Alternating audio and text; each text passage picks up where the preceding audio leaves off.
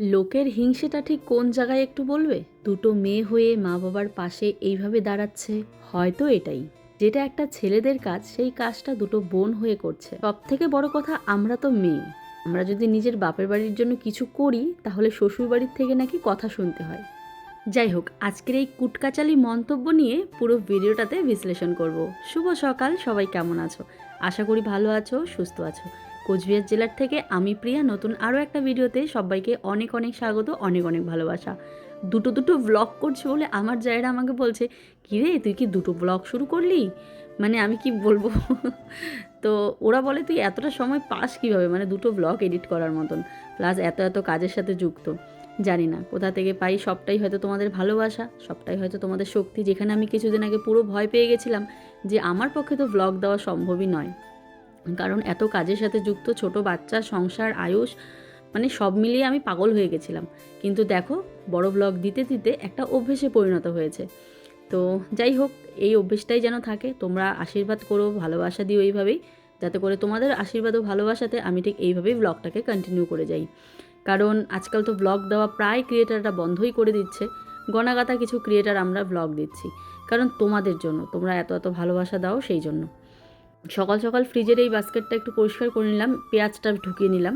অনেকে বলো পেঁয়াজ ফ্রিজে রাখলে গন্ধ বের হয়, গন্ধ করে, কিন্তু আমি তো এতদিন থেকে ইউজ করছি, পেঁয়াজটা ভালো থাকে। বরং এই গরমে পেঁয়াজের উপরে চোষাটা পর্যন্ত পচে যাচ্ছিলো, তাই ফ্রিজে ঢুকিয়ে দিলাম। পেঁয়াজগুলো নষ্ট হলে খারাপ লাগে, জিনিস নষ্ট করাই আমার মোট কথা পছন্দ নয়। এবারে হাতে ঝুড়ি নিয়ে যাচ্ছি খেতে, মানে সবজি আনতে আর কি। তো ভাবলাম তার আগে ডালিয়া ফুলের গাছে জল দিয়ে নিই। বড় বড় ডালিয়াগুলো তো নেই বললেই চলে, যা সমস্ত ছোট ছোট আছে তো সেখানে সেই গাছগুলোকে আগে জল দিলাম।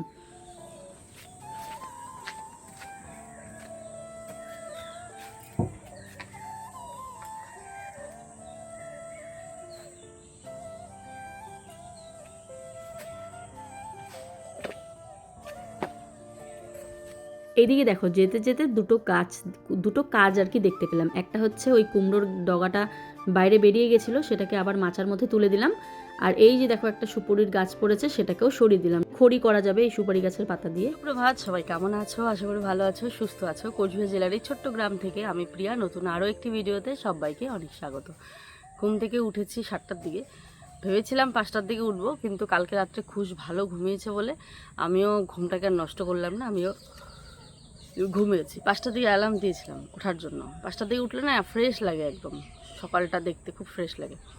তো যাই হোক, একেতে প্রায় দিনই এরকম 6টা 6:30 হয়, একুশটা ঘুমাইতে চায় না একদম, কিন্তু আজকে ঘুমিয়েছে বলে তো ভাবলাম না, মানে এইটাই সুযোগ, তো আমিও ঘুমালাম। আর কালকে রাত্রে না, কালকে সন্ধ্যাবেলা সমস্ত এডিটিং সেরে রেখেছি, কালকে 11টা 11:30টার মধ্যে ঘুমিয়ে পড়েছি।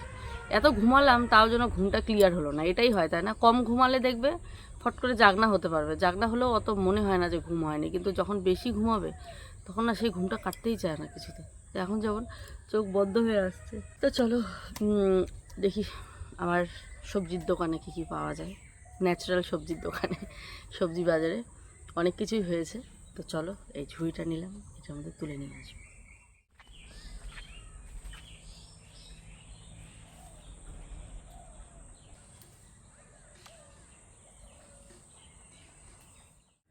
তো বন্ধুরা, আমি তো চলে আসলাম আমার বাগানে। এবারে মানে এত ডগা পাতা লাউয়ের, কুমড়োর এত বার হয়েছে না, কি বলবো তোমাদের। চারিদিকে লাউ কুমড়োর ডগা বার হয়েছে। তারপর আরেকটা জিনিস দেখাই, এই দেখো কত সুন্দর করলাও হয়েছে। করলাগুলো নষ্ট হয়ে যাচ্ছে, না খেলে করলাগুলো নষ্ট হয়ে যাবে। কতগুলো আমি তুললাম, আর ছোটো ছোটো ছোটো ছোটো অনেক করলা হয়েছে। দেখো, এই যে দেখতে পাচ্ছ, এই যে গাছে ঝুলে আছে, দেখো অনেক করলা হয়েছে। এটা এখনই দেখলাম। এই দেখো একটা বড় হয়েছে, বলো তো কোথায়? এই যে এই যে একটা, এই যে একটা। আর এগুলো আর বড় হবে না, এগুলো ছোটো ছোটো হয়ে গেছে, তো এগুলো আর বড় হবে না। করলা কিন্তু এই ভিতরে ভিতরে, চিপার ভিতরে ভিতরে হয়ে থাকে, বুঝতে পারলে? বুঝতে হবে কোথায় হয়েছে কোথায় না হয়েছে। এই দেখো, সব থেকে বড় একটা দেখতে পেলাম, আমি পুরো অবাক হয়ে গেছি। এত বড় হয়েছে এই করলাটা, মানে কি বলবো, এত সুন্দর হয়েছে। যাই হোক, এগুলো কেটে দেই, নাহলে ফুলটা নষ্ট হয়ে যাবে। বাপরে এত শক্ত। দেখো করলার সাইজটা দেখো, খালি দেখতে পাচ্ছ? এই যে ডালগুলো ছেড়েছে, এই ডালগুলো উপরে তুলে দিতে হবে। অনেক বড় করলা হয়েছে। আর আছে কি এটাতে আর নেই, একটাই হয়েছে অনেক বড়।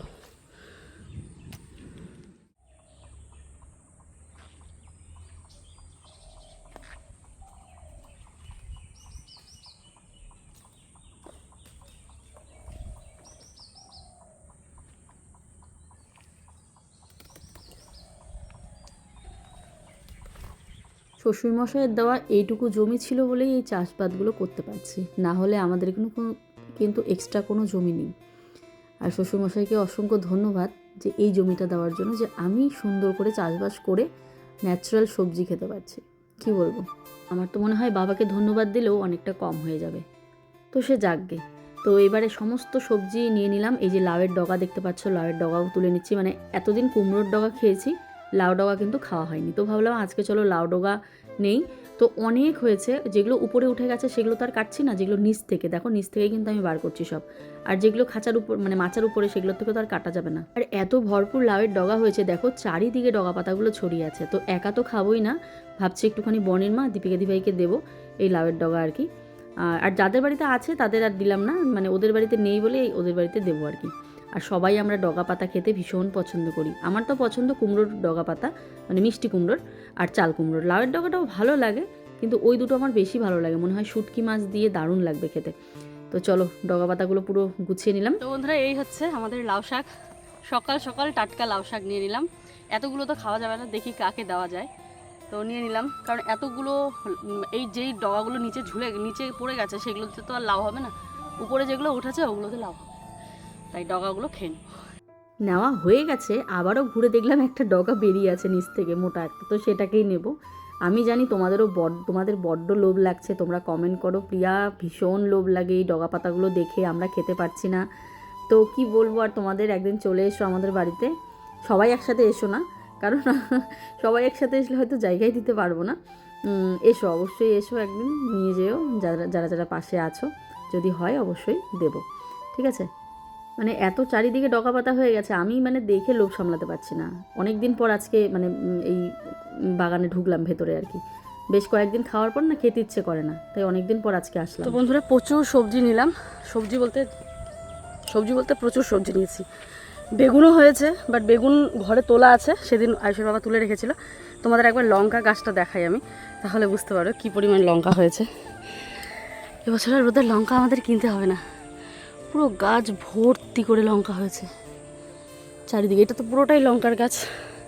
আর দেখো ঝুমঝুম করে গাছে লঙ্কা হয়েছে, ঝুমঝুম করে, এত সুন্দর লাগে এই লঙ্কাগুলো, কি বলবো আর তোমাদেরকে, দারুণ লাগে। চলো, আর বেগুন গাছগুলো বেশ বড় হয়েছে, বেগুনও হচ্ছে অনেক। এই পাশের চাষগুলো ভালো হয়েছে, ওই পাশেরগুলো অতটাও ভালো হয়নি, বুঝতে পারলে। আবার ওই পাশেরগুলো ভালো হয়েছে, এই পাশেরগুলো জানি না কী হয়েছে। বিমসটা শুধু ভালো হয়েছে, আর গাজরটা ঘন হওয়াতে গাজরটা একদম সরু সরু হয়েছে, এই হচ্ছে ব্যাপার। চলো, একবারেই যে সব কিছু ভালো হবে তার কোনো মানে নেই, তাই না? চলো, আমার একদম হাত পা ভয় লাগছে জোকের। চলো এবার নিয়ে যাই। দেখো কি ভালো লাগছে।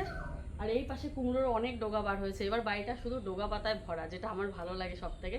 শুধুমাত্র এবার চাল কুমড়োর গাছটা লাগানো হয়নি, চাল কুমড়োর গাছ লাগালে আরও ভালো হতো। দেখো ঝিঙা, চাল কুমড়ো এসব সামনের বার লাগাবো। চলো,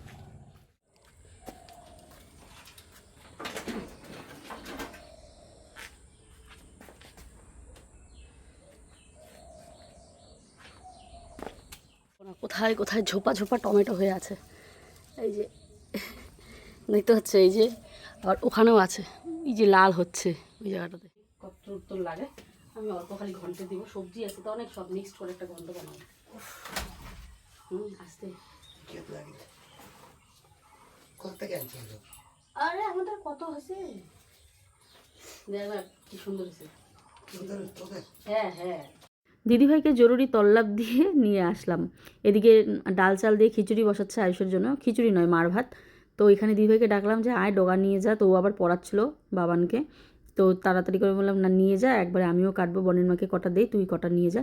কোমর ব্যথার জন্য বোধহয় উঠতে পারছে না, যেটা মনে হলো আমার দেখে। তো যাই হোক ওকে কটা দিয়ে দিলাম, তারপরে আমি কটা রাখবো, বনের মাকে কটা দেবো, দিয়ে আগে আয়ুষের জন্য টিফিন বানিয়ে তারপরে রান্না করব। আয়ুষের টিফিন বানানো হয়ে গেছে, শর্টস ভিডিওতে তোমরা দেখতেই পেয়েছো। বাসি রুটি দিয়ে নুডলস বানিয়েছি, দারুণ টেস্টি হয়েছে। তো এবারে ভাতটাও বসিয়ে দিলাম, মানে উনুন তো একবার জাল জ্বলালে নিভাতে ইচ্ছে করে না। তো বন্ধুরা এবারে ভাতটা বসিয়ে দিলাম, আয়ুষের জন্য টিফিন বানানো হলো। ওইদিকে ইন্ডাকশন ওভেনে আয়ুষের ভাতও হয়ে গেছে, মার ভাত। কারণ কি বলতো, শুকনো ভাত করলে তরকারি লাগে, তো সেই জন্য মার ভাত করা হয়েছে। আর একটা ডিমের অমলেট করে দিব, খেয়ে দিয়ে যাবে। উনুন ধরানোর জন্য পাটকাঠি আমার শাশুড়ি মা যে কত বাড়িতে খুঁজলো, কারো বাড়িতে পেলো না। এবার কি করতে হয়, এই যে মিশোর প্যাকেট কার্টন এগুলো দিয়ে খড়ি ধরাতে হয়। খড়িগুলো তো পুরো শুকনো, কিন্তু মানে আগুনটা ধরাতে গেলে কিছু তো লাগবে, মানে পাটকাঠি দিয়ে তো আগুন ধরায়। ওই দেখো এক কার্টুন গামলার মধ্যে এক কার্টুন রেখেছি উনুন ধরানোর জন্য। কালকে ওই একটা পার্সেল এসেছিলো, সেই পার্সেলটার কার্টুন আর কি। আমার মা বাসি রুটি দিয়ে এমনই খাবার বানিয়ে দিয়েছে যেটা কি খুবই টেস্টি। তুমি একবার ট্রাই করে দেখো, আমাদের শর্টস চ্যানেলটা দেখো অবশ্যই। বাসি রুটি দিয়ে এই রেসিপিটা কিন্তু দারুণ হয়েছে। অনেকেই জিজ্ঞাসা করো প্রিয়া তোমার সেকেন্ড চ্যানেলের নাম কি। দেখো প্রত্যেক দিন আমাদের চ্যানেলে নতুন নতুন মানুষ আসে, সবাই তো আমাদের একদম চেনে না। অনেকেই যারা প্রথম থেকে চেনো তারা তো চেনোই, কিন্তু নিত্য নতুন প্রচুর মানুষ আসছে, না হলে সাবস্ক্রাইবারগুলো বাড়ছে কী করে, তাই না? শর্টসের থেকেই বলো, বড় ভিডিওর থেকেই বলো, তো তারাই জিজ্ঞাসা করে যে তোমাদের সেকেন্ড চ্যানেলের নাম কি। সেকেন্ড চ্যানেলের নাম হচ্ছে এপি শেয়ারল, যেখানে পুরো নাটকের ভিডিও যায়, পুরো প্রফেশনালভাবে নাটকের শ্যুটগুলো হয়। আর সেই চ্যানেলগুলোতে ভালো মানুষ দেখে আর কি চ্যানেলগুলো। তো দেখো সকাল থেকে শুরু হয়, সকাল থেকে কিন্তু উঠেছি, যুদ্ধ শুরু হয়ে গেছে। মিনি ভ্লগ শ্যুট করলাম, সেটা আবার একটু পরে এডিট করে সেটাকে পোস্ট করব। তারপরে আবার বড় ভ্লগ শুরু হয়ে গেছে, সেটার জন্য কাজ করতে হয়। দেখো সংসারের কাজ তো এগুলো আমাদের, ভ্লগ করি বা চাই না করি, আমাদের তো এইসব কাজ করতেই হবে। শুধুমাত্র এই যে ক্যামেরাটাকে এপাশ ওপাশ করে দেখানো, ভিডিওটাকে এডিট করা, পোস্ট করা, এই সমস্ত একটু এক্সট্রা করতে হয়। যে কাজটা তোমার 5 মিনিটে হয়ে যাবে সেই কাজটা আধা ঘন্টা লাগে, এই যা তফাৎ।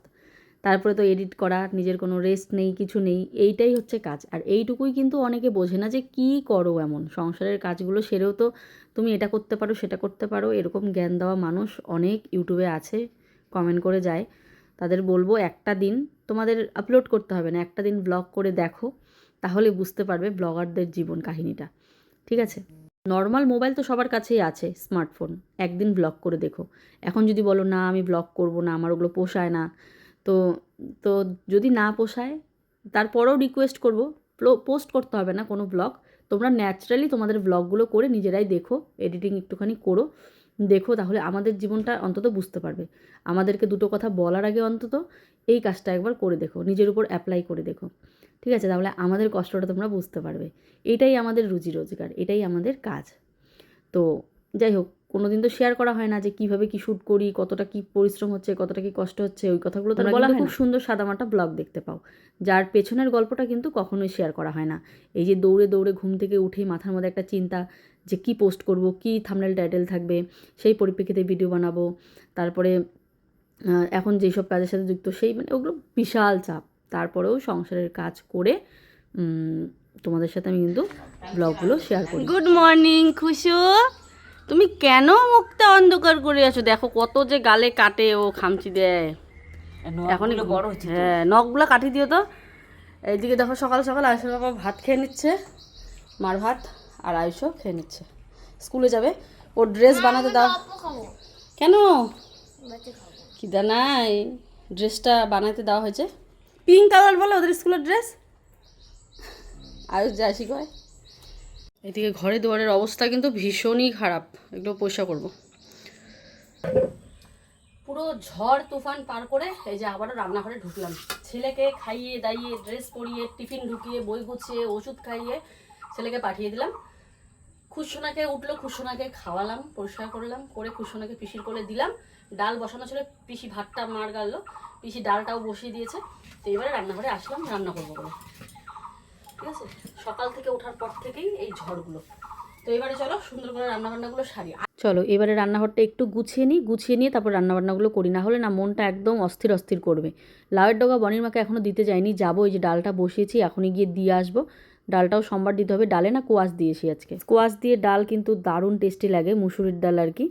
তো কোয়াশ দিয়েই করবো। আর সবজিগুলো এখন গিয়ে ধুয়ে নিয়ে আসবো। আবার এদিকে মাছ আছে কিছু ফ্রিজে, সেটা আবার খারাপ হবে, 3 দিন থেকে ফ্রিজে রয়েছে। তো সেই মাছটাকে একটু মাখা মাখা করে বানাবো। এখন যা অসুখ বিসুখ হচ্ছে কি আর বলবো। ডোনা ফোন করলো, ডোনা ফোন করে বললো মায়ের শরীর ভীষণই খারাপ, বাড়িতে আবার রাজমিস্ত্রিরা লেগেছে, কাজবাজ করছে ঘর বানার।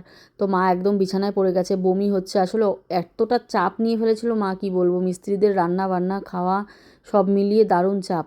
তো ডোনা তো এখানে এসেও কাজ, ধরো ওকে মা অতটা কাজ করতেও দেয় না, মানে ডোনাও সারাদিন ব্যস্ত থাকে। তো তারপরেও যতটুকু হেল্প করার করে। তো ফোন করলো, না গিয়েও মনটা মানছে না। তো ভাবছি রান্নাবান্না সেরে তরকারি নিয়ে একটুখানি বাড়িতে যাব আর কি। তো মাছও যে খুব একটা বেশি আছে তা না, যাই হোক, 1-2 টুকরো মাথা 2 টুকরো আছে, 4 মানে 2টো পাতলা পাতলা পেটি, মানে এই মাছটা না ওই যে আমেরিকান রুই আর কি, বাড়িতে এনেই কাটা হয়েছিল, তার জন্য পিসগুলো অত ভালো হয়নি। তো ওই 3 পিস মতো মাছ, একটুখানি সবজি নিয়ে যাব আর কি। মা তো খেতেই বলে পারে না, আবার একটু ফল কিনেও ভাবছি নিয়ে যাব। তো দেখি তাড়াতাড়ি রান্না করি, তাড়াতাড়ি বেরোবো, তোমাদেরকেও দেখাবো। বাড়িতে তো অনেক দিন থেকে যাই না, যাওয়াও হয় না, এত ব্যস্ত না, বাড়িতে থেকেই আমার সময় কেটে যায়, মানে সময়ই পাই না। কীভাবে সকাল হচ্ছে কীভাবে রাত হচ্ছে আমি টেরই পাচ্ছি না, মানে এমন একটা অবস্থা। বেশিরভাগ তরকারি মা কিন্তু দেয়, আমি কিন্তু তরকারি দিতেই পারি না মাকে। তো ঢাকা দিয়ে দিলাম, চলো এবারে এটা হতে থাক, আমি ততক্ষণে এডিট তো হয়ে গেছে, ওই থাম্বনেল টাইটেল এসব সেট করি, প্লাস আমার শর্টস ভিডিওগুলো আছে, ব্র্যান্ডের ভিডিও আছে, সেগুলো এডিট করি। মানে বড় ভিডিও এডিট করে রেখেছি কালকে রাত্রি, যাতে করে পরের দিন অসুবিধা না হয়। পরের দিন সকাল থেকে যে পরিমাণ চাপ থাকে, ওই আধা ঘন্টা 45 মিনিট সময় দেওয়ার মতো সময় থাকে না। তো এটা ঘন্টাটা হতে হতে এই ছোটো ছোটো কাজগুলো সারি। হয়ে গেছে, এটা গ্যাস নয়, ভাবলাম হয়তো ঘন্ট বসিয়ে দিয়ে কাজগুলো সারবো, কিছুই করতে পারছি না, এত আগুনের তাপ, বারবার নাড়া দিতে হচ্ছে। আর একটা খড়ি বার করে দিলে অল্প কম হয়, তখন আবার পরে আবার জাল নিভে গেলে আবার খড়ি ওই কাগজ ঠাগজ দিয়ে জ্বালাতে হয়, পাটছোলা যেহেতু নেই, খুব সমস্যা। ওই যে বললাম সকালের টিফিন বানাতে গিয়ে দেখো আমি রান্নাই বসিয়ে দিয়েছি দুপুরের। তো সে যাকগে, আজকে তোমাদের বাড়িতে নিয়ে যাব। বাড়িতে নিয়ে গিয়ে আমার বাড়িটা কতদূর হলো সেটা তোমাদের সাথে শেয়ার করব। আমার বোন কিন্তু পুরো যা করছে পুরোটাই আমার বোন করছে আর কি। মানে ভাবো, ও মানে কি বলবো, কিছু বলার নেই, কত গর্ব হয়। মানে কি বলবো, এরকম বোন যেন সবার ঘরে ঘরে থাকে, এইভাবে যাতে মা বাবার পাশে থাকে। আমার তো বিয়ে হয়েছে, আমি তো থাকতে পারলাম না। কি বলবো, আমার এই ব্যাপার নিয়ে মাকে কতবার বলি, মা আমি তো থাকতে পারলাম না, আমার এত খারাপ লাগে। একটা মানুষ, একটা মেয়ের যখন সংসার হয়ে যায় তখন সংসারের এত চাপ থাকে, তো এই ঘরবাড়ি বানাতে হেল্প করাটা খুব মানে ইম্পসিবল হয়ে যায়। তো এখন আমার সাথে কজন একমত আমি জানি না, কি বলবো, কিছু বলার নেই। খারাপ লাগে খুব, মাকে বলি মা আমি তো কিছু করতে পারলাম না, আমি তো কিছু করতে পারলাম না। মানে আমার একটাই কথা, এত তাড়াতাড়ি বিয়ে করে আমি বাবা মার পাশে থাকতে পারিনি, আমার এটা খুব দুঃখ লাগে। আর এদিকে আমার মা বলে, বাড়ির প্রত্যেকটা আপদে বিপদে তুই এসে পাশে দাঁড়াস ঢাল হয়ে, তারপরেও তুই এই দুঃখ প্রকাশ করছিস। মা বারবার বারণ করে আর বারবার বকা দেয় আমাকে। তা আমি বলি না, ওটা একটা আলাদা ব্যাপার, কিন্তু ঘর বানানো এইটা মানে মানে মেয়েরা কতটা ভাগ্যবতী হলে বাপের বাড়িতে ঘর বানাতে পারে, বুঝতে পারলে? অনেক ভাগ্য নিয়ে আসতে হয় বাপের বাড়িতে ঘর বাড়ি, বাবা মার পাশে থাকা। শুধুমাত্র ঘর বানানি না, বাবা মার পাশে থাকতে গেলে মেয়েদের অনেক ভাগ্যের দরকার হয়, যেটা আমার বোনের আছে। ঠিক আছে, কি বলবো, তাও তো আমার বাবা সবার সামনে আমাদের এত গর্ব করে যে আমার 2টো মেয়ে পাশে থাকলে আর কিছুই লাগে না। এই বাবা যে আমাদের এটা গর্ব করে না, আমার কাছে এটাই অনেক, জানো তো। তো বন্ধুরা, এই যে দেখো মাছের তরকারিটা কত সুন্দর করে বানিয়েছি, জানি না এখন খেতে কেমন হয়েছে, মাখা মাখা করে। কারণ কি বলতো, মাছটা যেহেতু 2-3 দিন ফ্রিজে ছিল, তাই ঝোল ভালো লাগবে না, টাটকা মাছের ঝোল ভালো লাগে, তাই এটা কিন্তু মশলা দিয়ে বানিয়েছি। এই যে, আর নামানোর আগে একটু ধনেপাতা, ওই যে বিলেতি ধনেপাতাগুলো দিয়েছি। তো আমার রান্না মোটামুটি কমপ্লিট। এখানে মাছের ঝোল, আর এখানে এই যে ছোটো মাছ, আয়ুষের জন্য ভাজা মাছ তুলে রাখলাম, আর এটা হচ্ছে ঘন্ট, এখানে একটুখানি আছে, আর এই যে এখানে একটুখানি, মানে একটাতে জায়গা আটেনি, তাই এই ঘন্টটা দারুণ হয়েছে। আর এখানে হচ্ছে ডাল, 5 ফোড়ন দিয়ে ডাল আজকে। 5 ফোড়নের ডাল আমরা খাই না, তো আজকে বানালাম, কালো জিরে ছিল না সেই জন্য। তো চলো এটাকে এখন ভালো করে ঢাকি, এটাকে ঢাকতে হবে। ও আরেকটা এখন তরকারি হবে, আরেকটা ভাজা হবে, সেটা হচ্ছে যেহেতু বাড়িতে দিব তরকারি, তো সেরকম তো ভাজা ভুজা সেরকম কিছু নেই, তো তাই ওই যে গাছের যে করলা কাটলাম, গাছের থেকে যে তিতা করলা নিয়ে আসলাম, সেটাই ওই ছোটো ছোটো ছোটো ছোটো আলু দিয়ে ভাজা আর কি। তো এই দেখো আয়ুষকে গাড়িতে করে দিয়ে যায়, স্কুলের গাড়ি এটা। তো এখন আয়ুষ নামবে গাড়ির থেকে। একদিকে ভালোই হয়েছে বলো, বাচ্চাটা সেফলি যাবে, সেফলি আসবে, অত জার্নিও করতে হবে না, গাড়িতে বসে যাবে আর কি। তো বেশ ভালোই হয়েছে। তো চলে এসেছি আমি বাপের বাড়িতে। দেখো বুনু রান্না করেছে। বুনু তো রান্না বান্না করেই না, তারপরেও যে মিস্ত্রিরা খাবে বলে রান্না করেছে এটাই অনেক। বুনু বলছে দিদি তুই আসলি আমার একদম মানে নিস্তার পেলাম আর কি। সারাদিনও এত কাজ করেছে, আসলে আমাদের মতো তো সংসারী হয়ে ওঠেনি এখনও। তো দেখো ও রান্না করেছে, আমাকে জবরদস্তি করে ভাত দিচ্ছে, বলে তুই খা আমি রান্না করেছি তাই আমি একটুখানি ভাত নিলাম, বেশি নেইনি। তো ও যে রান্না করেছে এইটুকুই অনেক। এদিকে দেখো মা একদম পুরো বিছানায় পুরো শয্যাশায়ী হয়ে গেছে, মানে কিছুই করতে পারে না। মারও বমিটিং আরও অনেক কিছু সমস্যা রয়েছে। তো এদিকে মার জন্য ফল এনেছি, আঙুর, আপেল, মৌসম্বি, তরমুজ, পেয়ারা। মা পেয়ারা খাবে বলছিল, জ্বর আবার বমি, তো জ্বরের মুখে পেয়ারাটা ভালো হবে। তো এবারে আঙুর কটা ভালো করে ধুয়ে মাকে দিব আর কি। মা একদম কিছু খেতে পারছে না। এদিকে দেখো খুশোনা মার সামনে শুয়ে আছে। মা চুপ করে, মানে মাকে পেলে তো খুশির কিছুই লাগে না। তো এই যে মা আয়ুষকে দিচ্ছে ফল। আয়ুষও এসেছে আমার সাথে। তো অনেক দিন পর বাপের বাড়িতে আসলাম, এসে দেখি ঘর কিন্তু প্রায় কমপ্লিট। এত সুন্দর লাগছে দেখতে, ভাবলাম চলো তোমাদের সাথে একবার শেয়ার করি যে বুনু কীরকম ঘর বানালো।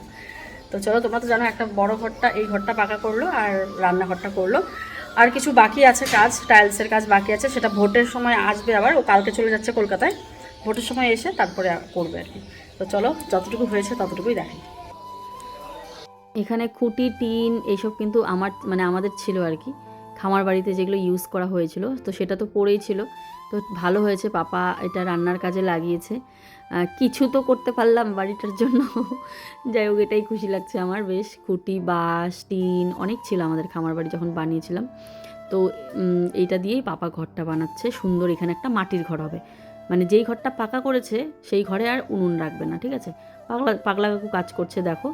পাগলা কাকু তো পুরো ভাইরাল, তোমরা সবাই চিনো পাগলা কাকুকে। পাগলা নয় কিন্তু উনি, ওনার নামই পাগলা, তাই পাগলা কাকু বলে আমরা ছোটোবেলার থেকে ডাকি। দেখো একদিকে ভালো হয়েছে, কি সুন্দর রাস্তার উপরে টিন দিয়ে দিয়েছে, বৃষ্টি পড়লে আর ভিজতে হবে না মাকে। তো এই যে কত সুন্দর লাগছে এখন বাড়ির পরিবেশটা। এই পাশে পুকুর, এই পাশে আমাদের সুন্দর ঘর। চলো এবারে ভেতরটা তোমাদের একবার ঘুরে দেখাই। তো এই যে আমরা দুই বোন এত কিছু করছি, মানে এত কম বয়সে, হ্যাঁ কমই বয়স ধরতে গেলে, যতটুকু করেছি অনেক কম বয়সেই করেছি। এতটা স্ট্রাগল করছি, এতটা আমরা কাজ করি, অত ঘোরাফেরা করি না, আড্ডা দেই না, মানুষের সাথে অত হয়তো সেরকমভাবে মিশতে পারি না। মেশা মানে ওই ধরো কুটকাচালি করা মানুষের নামে, মানে মানুষের কথা হচ্ছে মানুষের নামে সমালোচনা করো, সেখানে যোগদান দাও, সেটা খুব ভালো, ঠিক আছে। সেই সব জিনিসগুলো খুবই ভালো। আর কাজে মত্ত হয়ে থাকো, সেটা হচ্ছে অ্যাটিটিউড, সেটা হচ্ছে তোমার মানে খুব ওর অহংকার হয়ে গেছে। এটা বোঝে না যে কাজ করতে নিলে, একটা মানুষ অফিসে কাজ করতে নিলে কারোর সাথে কথা বলে না, সেখানে আমরা বাড়িতে থেকে কাজ করি, কাজ করতে নিলে এত মানে কাজেই ধ্যান দিয়ে রাখি আর কি। ব্যাপারটা আশা করি বোঝাতে পারলাম। তো লোকের মতো লোকের সমালোচনায় যোগদান দাও, তাহলে খুবই ভালো। তো আমরা সেই সব করতে পারি না। আমরা চাই জীবন একটাই, এই জীবনে সব কিছু করব, এই জীবনটাতে সবাইকে আনন্দ সুখে রাখবো, আমরা এটাই চাই দুই বোন। তার জন্য আমাদের এতটা স্ট্রাগল। তো দেখো এই হচ্ছে আমাদের ঘর, পুরো পাকা হয়ে গেছে। আর ডিজাইনটা দেখো, রাউন্ড ডিজাইন করেছে বুনু, মাঝখানের খুঁটিটা সুন্দর গোল করে দিয়েছে, আর পুরো ঘরটা পাকা হয়ে গেছে, প্লাস্টার হয়ে গেছে। এত ভালো লাগছে না কি বলবো। তোমাদের তো মনেই আছে আমাদের মাটির রান্নাঘরের কথা, এই সেই মাটির রান্নাঘর। আর এইখানে ছিল জানালা, যেটা আমি হাত দিয়ে দেখাচ্ছি, এটা ছিল জানালা। কিন্তু এই জানালাটা সরিয়ে ওই দেখো হাতের ডান দিকে সরিয়ে নেওয়া হয়েছে। আর এইটা হচ্ছে আমাদের কিচেন। বাবা তো 1 মাস 1.5 মাস থেকে বাবা কাজ করছে মিস্ত্রিদের সাথে।